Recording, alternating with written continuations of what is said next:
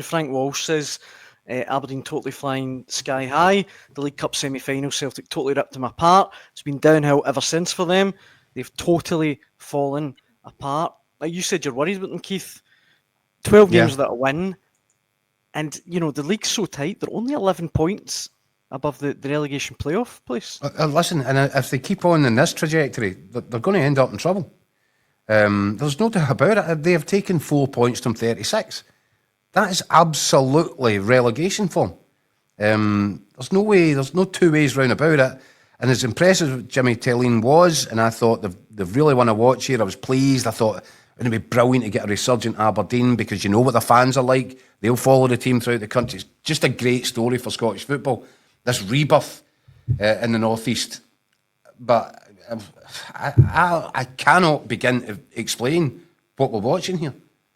They are in full-scale retrograde mode. How's it possible to win 31 points from 33? The only 2 points, by the way, that you drop in that run is at Celtic Park, where you still avoid defeat. How is it possible to get that and then follow that up with 4 points out of 36? I genuinely, I know I've kind of laboured the point, maybe. I don't think I've ever seen an example of fluctuating form so drastic over the course of 2 quarters of a season. And they were so bad last night. The worrying they were thing terrible. The worrying thing is, Daniel, that looking at them myself, they don't look like a team who realise in their own head, we're toiling here and we're going to need to graft our way out of this. We're going to need to fight for the map. We're going to need to run after every ball. We're going to need to play with an intensity and a tempo and get back to it. They were accused of being passive last night, and there's just a nothingness about them. Mm-hmm. Do you know who gets it? Graham Shinney gets it, but he's surrounded by 10 players that don't. And the wide men are producing next to nothing.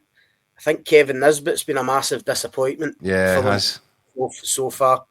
The defence, they kind of got away with it a wee bit at the start of the season, because you always knew Rubizic and Malloy were never really going to be good enough to go and be up operating at the top end of the table.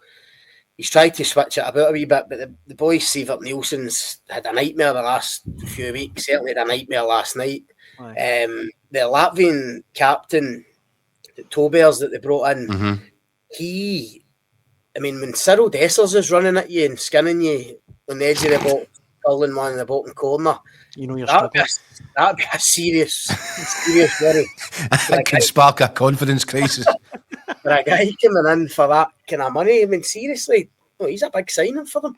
And I know it was late in the game, but it didn't look great. So, got a massive job in his hands, Thelin, to somehow turn it around again. Jacko said, I've never seen quite a contrast like that. How they can barely get a point now. Given we think back to that second half performance at Celtic Park that Jacko touched on, where they were dynamic and pacey and hitting Celtic in the counter aggressive. Aye, totally front foot. They look a shadow of that, and for it to turn so quickly, very surprising. In the comment section, Mark Fairfield says, Aberdeen 12 games that a win. Ida, 12 games that a goal. Can we loan him out, pretty please? That What, to Aberdeen? I don't think that's going to solve anybody's problem. Aye.